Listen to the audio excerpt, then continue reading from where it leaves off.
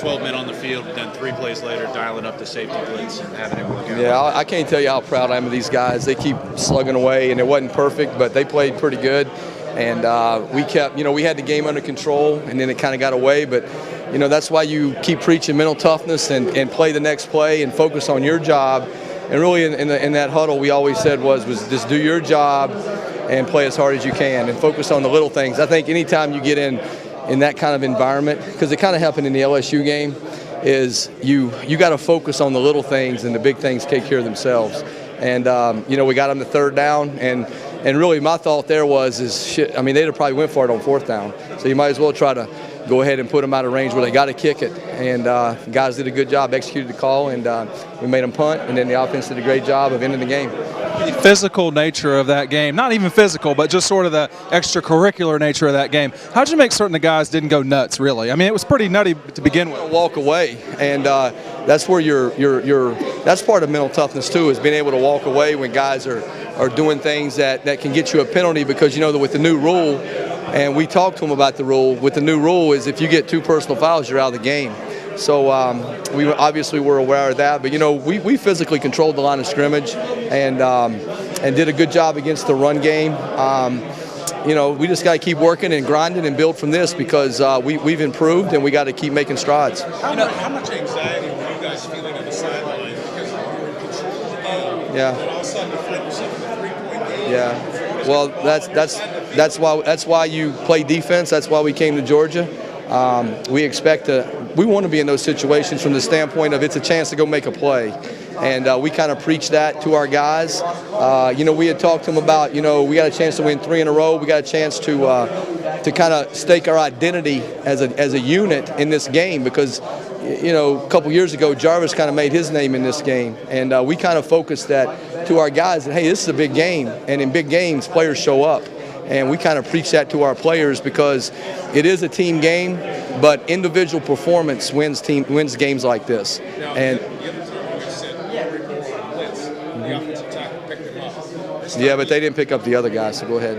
This time, though, he said this time that Herrera made his sack possible. Yeah, that's true. That's true. Yeah, that's true. I mean, they were free on both of them. We ran, but you got to be aggressive in that situation. I mean, you got to be able to go after them, and our players have confidence they can execute the calls and attack. My philosophy is you attack the offense, and I think the more we get seasoned and the more we get kind of our feet underneath us, I think we can continue to be that kind of aggressive style and do the things you need to do to create negative plays like that. Hey, talk overall about the defense, especially being on the field. I counted 12:30 of the 3rd quarter. Yeah. Well, I think the guys hung tough. We kept grinding. It was kind of a game where we had it under control pretty good. I thought we were controlling the line of scrimmage and doing the things you got to do. Then it kind of got away from us, and they kind of got some easy points. And it was all of a sudden a game, and they had some juice and energy. But, part of mental toughness, part of the thing that we've always preached is that's when you go put the fire out. And I talked about it a couple weeks ago that for Tennessee, do you think you did a better job today? Well, we won the game. They had the ball at the 40-yard line, 1st and 10, and we stopped them at the punt. So I think we did. This is the last time Aaron will come onto the field in Jacksonville, and you kind of gave him the whole bear hug and the in the face thing. But he kind of giggled it off. What did you say to him? You're our guy, or what? I said, Murray, we need one drive. There was no more. I mean, with where they were, obviously you want, that's the one thing our offense has done a great job the last 3 years is they've been able to finish the game off, and we haven't had to go back out. But we're pretty.